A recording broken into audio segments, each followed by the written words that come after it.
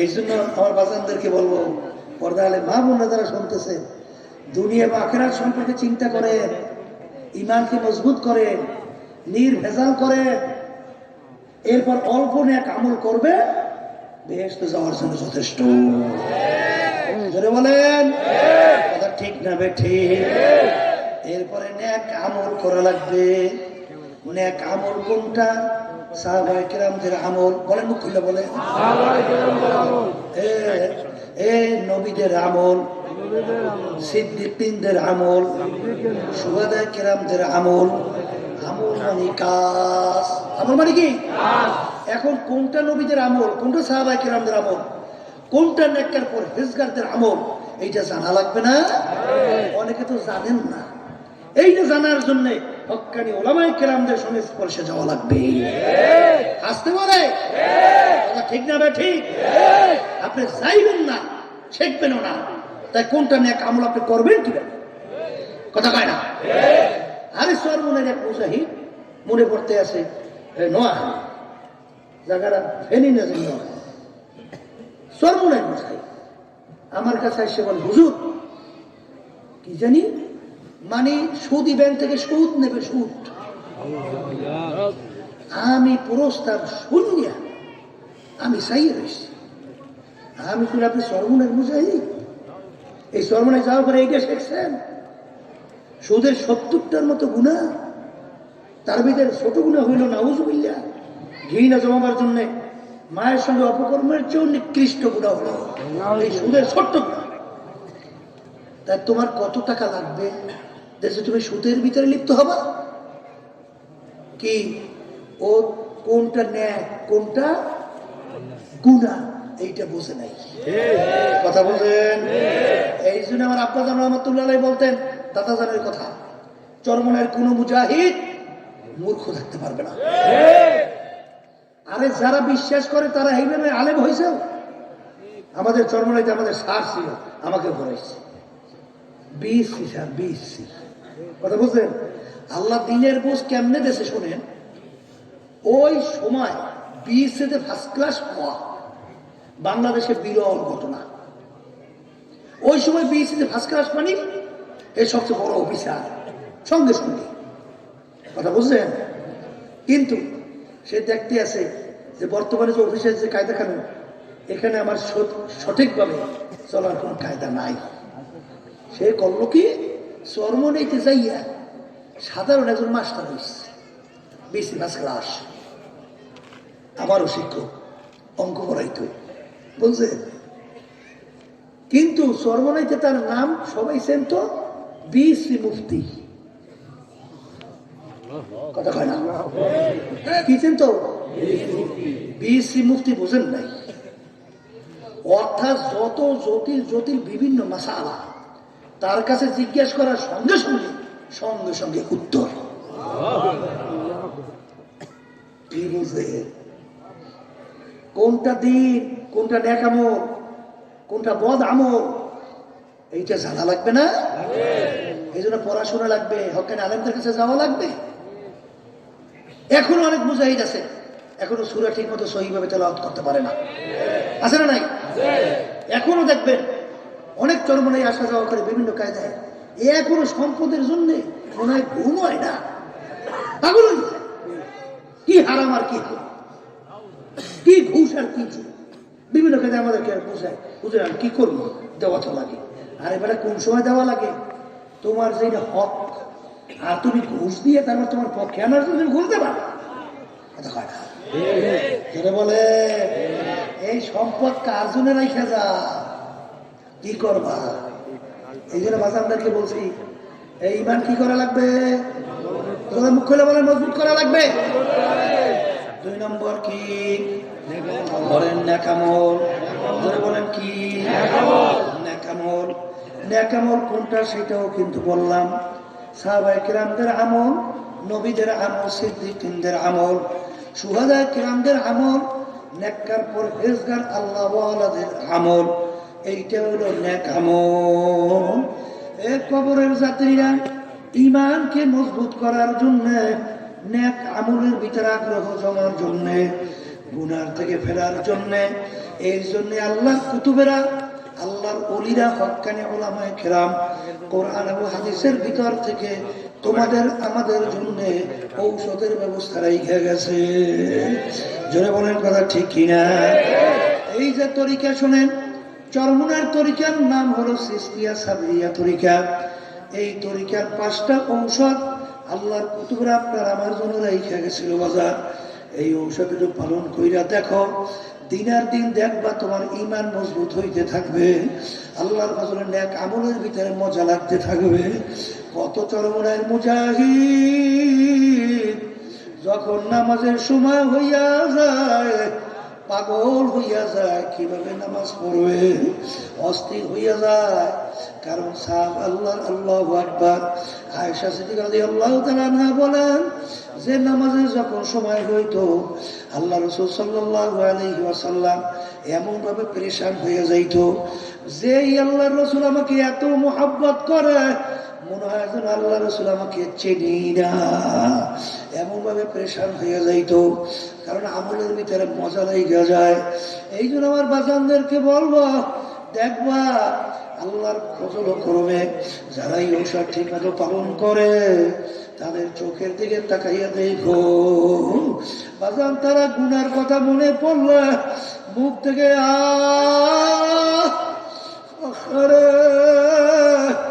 আফসোসের শব্দ বের হয়, 2 চোখের পানি বাইয়া বাইয়া টপ টপ টপ টপ কইরা পড়ে। আর যেই মামলার তদবির নাই ওই মামলারও কিন্তু খালাস নাই। দুনিয়াদার পাগল আমার বাবারা, এই ঔষধ যারা পরীক্ষা কইরা দেখছে দেখবেন বাজার তারা চোখে পানিও ঠেকাইয়া রাখতে পারে না। বাজার তাদের চোখ থেকে বাইয়া বাইয়া পানি পড়ে। আর হাদিসের ভিতরে আসছে যে আল্লাহর বান্দা বান্দি আমার মাওলার ভয়, জাহান্নামের ভয়, গুনার কথা মনে কইয়া 2 চোখের পানি ফালাইয়া মাওলার ভয় কাঁদবে।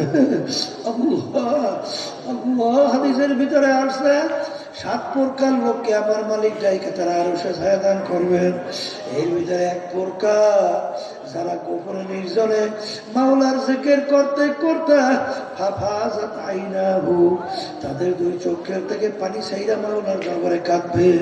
আর মালিকের দরবার তেলটাকে ভাঙিয়া করুণ সুরে ডাক দেবে, এ আমার দয়ার মালিক তুমি একটু আমার দিকে তাকাইয়া দেখো। মালিক শয়তানের ধোঁকার থেকে আমি বাঁচতে পারতেছি না, নফসের জিনজির থেকে বাঁচতে পারি না, আসলে চিন্তাও নাই, এই জন্য মালিকের দরবারে ডাকো নাই। কিন্তু আল্লামা সিস্তি রহমাতুল্লাহি আলাইহি বলেন, আল্লাহ কারিমা মে বাদশাহ এবার হালেমা কে আসতা মাসিরা কামান্দে হওয়া, এ আমার দয়ার মালিক আমি তো আমার নফসের জিনজিরের ভিতরে আবদ্ধ হয়ে গেছি, তুমি দয়া মায়া কইরা তুমি একটু জিনজির থেকে আমাকে পরিত্রাণ দান করো। এরপরে যাদের চিন্তা আছে তারা বলে সেহেল সালে উমরে আজিজাদ গুজাস মেজাজে তু আজহালে তেমনি নাগা, এ আমার মালিক বয়স তো 40-এর কোঠায় পইরা গেল, কিন্তু এখন পর্যন্ত ওই যে বাচ্চাদের চরিত্র এখন পর্যন্ত পরিবর্তন আসে নাই। যাদের চিন্তা আছে ওমর ফারুক রাদিয়াল্লাহু তাআলা আনহু অর্ধেক দুনিয়ার রাজত্ব করার পরেও তিনি বাজার রাস্তা দিয়ে হাঁটে, ভেজা কোটা নাড়া হাতের ভিতরে উঠাইয়া ধারে 2 চোখের পানি ছাইরা কাঁদে। আর মালিকের দিকে ফিরা ফিরা ডাক দিয়া দিয়া ওই ফেজাকে উদ্দেশ্য করিয়া বলে, হে ফেজা কোটা নাড়া তুই আমার চেয়ে অনেক ভালো, তুই মাটির সঙ্গে মিলা যাবি, তোর কোনো হিসাব নাই, তোর কোনো জাহান্নাম নাই, তোর কোনো বেহেশত নাই, মালিকের সামনে দাঁড়াইয়া কোনো হিসাবের চিন্তাও নাই। ওনারা কোটা ফেজা তুই আমার চেয়ে অনেক ভালো। বাজার তাদের ইমান কেমন ছিল, তোমার আমার ইমানের অবস্থা কেমন? মন ওমরকে বুঝাইয়া তারপর কবরে রওনা করো। এই ওমর ফারুক রাদিয়াল্লাহু তাআলা আনহু অনেক সময় বলতেন, মালিক তুমি আমাকে মানুষ না বানাইয়া যদি একটা ছাগলের বাচ্চা বানাইতা, মানুষ আমাকে জবাই কইরা তোমার বান্দা বান্দিরা পাক কইরা খাইয়া তোমার শুকরিয়া আদায় করত, আমি ওমর কাজে লাইগা যাইতাম। কিন্তু মালিক তুমি আমাকে বানাইছো মানুষ। এই যে আমার ভাষাদেরকে বলবো, পর্দার মা বোনদেরকে বলবো, আমার আব্বা জান প্রায় বলতেন, দাদা জান প্রায় বলতেন, শুনছি যেই মামলার তদবির নাই তার কিন্তু খালাস নাই। আলেম তো হয়েছে ঠিকই, কিন্তু আল্লাহর ভয় ভিতরে পয়দা হয় নাই। এই আল্লাহর বান্দারা জানার নাম কিন্তু আলেম না। বাজান বিসমিল্লাহর তারকিব শাস্য করার নাম আলেম না। বাজান ইন্নামাল আমালু বিন্নিয়াতের হাদিসের ব্যাখ্যা বাজার তাকরীর মাসব্যাপী করার নাম আলেম না। আল্লাহ রাব্বুল আলামিন বলেন, ইন্নামা ইয়াখশাল্লাহা মিন ইবাদিহিল উলামা। আলেম বলা তাকি যার ভিতরে আমার ভয় পয়দা হবে। আরে অনেক আলেমদের কথা শোনা যায়, দেখা যায়, আল্লাহ আপনি আমাকে আমাদের সবাইকে মাফ কইরা দেন। কিন্তু বাজান আলেম তো নাম লাগাইছে, কিন্তু দেখা যায় মুআমালাত মুআশারাতের ভিতরে বাজান 2 নম্বরই টাকা দিলেই বিভিন্ন কায়দা খেয়ানত কইরা ফেলায়। আল্লাহ আপনি আমাকে আমাদের সবাইকে মাফ কইরা দেন। অনেক চরমরাই মুজাহিদ দায়িত্বশীল শোনা যায়, আল্লাহ মাফ কইরা দিয়েন। বাজান এরকম তো ওই দুই একজন আল্লাহ তো অনেকেই ভালো, সেখানে শোনা যায় সংগঠনের টাকা সব নাই, মাদ্রাসা বিভিন্ন টাকা যাওয়ার পরে বিভিন্ন কায়দায় কৌশল কইরা খাইয়া ফেলায়। নাউজুবিল্লাহ। এ তুই কেমন ইমানদার? তোর এই লেবাস পোশাক কি দরকার ছিল? ধোকাবাজি কিসের দরকার ছিল? তোর যদি দুনিয়ায় দরকার হয় তোরা পুরা দুনিয়াদার হইয়া যা। কারণ মালিক তো ওয়াদা করছে যে আমার কাছে দুনিয়া চাবে তাকে আমি দুনিয়া দিয়া দেব। মান কানা ইউরিদু হারসাদ দুনিয়া নুতিহি মিনহা। যদি কেউ আমার কাছে দুনিয়া চায় আমি তাকে দুনিয়া দিয়া দেব। কি কথা কয় না? কথা ঠিক না বেটি? তাইলে তুমি এই লিবাস সুরাত কেন ধরছো? তোমার যদি দুনিয়া প্রয়োজনীয় হয় তুমি পুরোপুরি দুনিয়াদার হইয়া যাও। ফেরাউনের দুনিয়া দরকার ছিল, মালিকের দরবারে বলছিল, মালিক আমি দুনিয়া চাই, তোমার কাছে আখিরাত চাই না। জিবরিল আলাইহিস সালাম বলে লেখা দাও, দিলাম লেখা। তখন বলতেছিল যে গোলাম মালিকের সঙ্গে ওয়াদা ভঙ্গ করে খেলাপ করে তার কি শাস্তি হওয়া উচিত? নীল দরিয়া চুবাইয়া মারা উচিত। এইটাও লেখা দাও। যখন নীল দরিয়া দুবাইয়াকে মারতেছিল তখন সবে মাত্র আল্লাহর কাছে, আল্লাহর উপরে মুসা হারুন আলাইহিস সালামের উপরে ইমান আনবে। জিবরিল আলাইহিস সালাম মুখ ঠাইসা ধরছে, খবরদার কাগজ দেখ, আর পারবি না। এই যে আমার বাজানদেরকে বলবো, পর্দালে মা বোনদেরকে বলবো, খবরদার আর ইমানকে মজবুত করো, বাজানরা কামল করো, দেখবো অল্প আগুনি নাজাতের জন্য যথেষ্ট হইয়া যাবে। আর আমার বাজানদেরকে বলবো, অন্তরে শান্তি দেওয়ার মালিককে জোরে বলো। বাজার দিনের ভিতরে যে কি মজা, নামাজের মধ্যে যে কি মজা, জিকিরের মধ্যে যে কি মজা। বাজার নামাজ মে क्या মজা है, सिर झुका करो देख लो। আরে আরে বাজার নামাজের ভিতরে যে কি মজা, একটু মাওলার কুদরতি পায়ের উপরে সেজদা দিয়া দেখো যে কি মজার ভিতরে মাওলা রাখছে। বাজার মাওলার জিকিরে যে কি মজা, একটু মাওলার জিকির কইরা দেখো, তখন দেখবে এর ভিতরে কি মজা। আসলে দুনিয়ার এই শান শওকত মাতুব্বারি সরদারি এর ভিতরে কোনো মজা কিন্তু মালিক রাখেন নাই। অন্তরের শান্তি কোনোদিন কেউ কোনোদিন পায় নাই, কেউ কোনোদিন পাবে না। এই যে জন্য আমার বাজারদেরকে বলবো, বাজার চরমনের তরিকা যদি আপনার ভালো না লাগে, যে কোনো এক সহি তরিকার সঙ্গে জড়াইয়া যাও, যে কোনো এক হক্কানি আলেমের সম্পর্কে চইলা যাও, তাদের সঙ্গে সংস্পর্শের রাখো, রাইখা তারপর আমার মালিকের হুকুম অনুযায়ী চলো, ইমানকে মজবুত করো, আল্লাহর হাবিবের তরিকা অনুযায়ী চলো, নেক আমল করো, তারপর কবরে রওনা করো। কারণ বাজার রে, টাকার গরম, ক্ষমতার গরম, বংশের গরম, সম্মানের গরম কিন্তু অল্প কয়েকদিনের জন্য, যখন চিরতরে বন্ধ, সব কিন্তু বন্ধ। কারণ কবরে তাদের আযাব আরো বাইরে যাবে, যখন তার ওই অট্টালিকার কথা মনে পড়বে, ওদিকে আযাব আরো বাইরে যাবে। আফসোস, দুনিয়ার ভিতরে এত সম্পদ, এত আরাম, এখন আমার কি অবস্থা, আরো শাস্তি পাইল। কিন্তু আমার বাজারদেরকে বলবো, আসলে যারা আমার মালিকের হুকুম নবীর তরিকা অনুযায়ী চলে, দুনিয়াতেও বাদশা, আখিরাতেও বাদশা। এই জন্য আমার ভাইদেরকে বলবো, পর্দা আলেম মা বোনদেরকে বলবো, যারা বাজান কালিমা পড়ছেন, মুসলমান দাবি করেন, আমি বলি নাই, আল্লাহ রাব্বুল আলামিন বলছেন শোনাই, আল্লাহ রাসূল বলছেন শোনাই। যারা নাকি 5 ওয়াক্ত নামাজ ঠিক মতো পড়বেন না, যারা ঠিক মতো রোজা রাখবেন না, যারা ঠিক মতো দুনিয়ার পরে হজ জাকাত আদায় করবেন না, যারা হারাম থেকে বাঁচবেন না, মাকরুহ তাহরিম তানজি থেকে বাঁচবেন না, বাজার আল্লাহ এবং আল্লাহ রাসূলের ঘোষণা অনুযায়ী জাহান্নামের ভিতরে যে শাস্তির ঘোষণা দিয়েছে, ওই 1 সেকেন্ডের আযাব সহ্য করার দুনিয়ার কোনো মানুষের নাই। 2,88,00,000 বছর এক ওয়াক্ত নামাজ পড়বে, অন্য ওয়াক্ত নিয়ে কাজা কইরা পড়লে জাহান্নামের আগুনে জ্বলতে হবে। আল্লাহ আপনি আমাকে, আমাদের সবাইকে মাফ কইরা দিয়ে, বাজার যে ইমানদার, তার হুঁশ থাকতে, জীবন থাকতে, সে কোনোদিন নামাজ ছাড়তে পারবে? পারবে? কোনদিন পারবে না।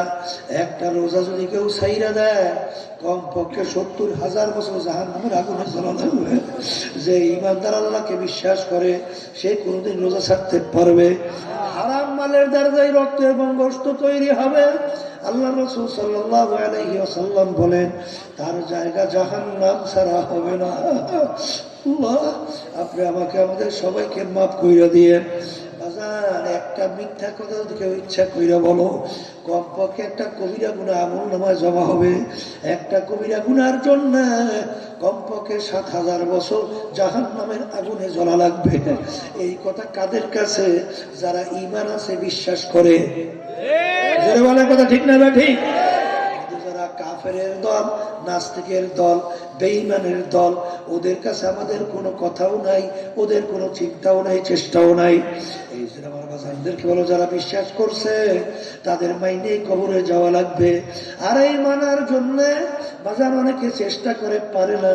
না পারার কারণ হলো আল্লাহর হুকুম তো মানতে পারেন নাই। আল্লাহ বলেন, কুনু মা'আস সাদিকিন, তোমরা সাদিকিন বান্দাদের সঙ্গী হও। সঙ্গী না হইলে আপনি কেমনে পারবেন? এই জন্য আমি বলবো, বাজার দলাদলি বুঝি না, কবরে কোনো দলাদলি নাই।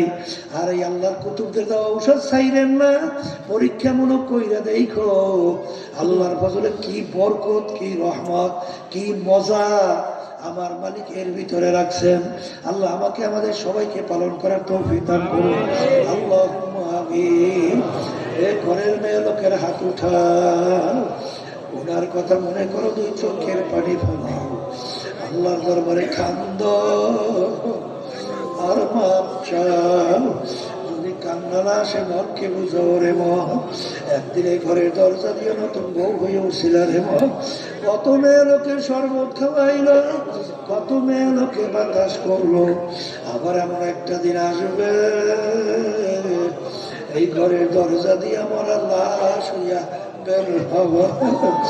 ছেলে কান্না মা মা করে, মেয়ে কান্না মা মা করে, জবাব তো আর দিবা না।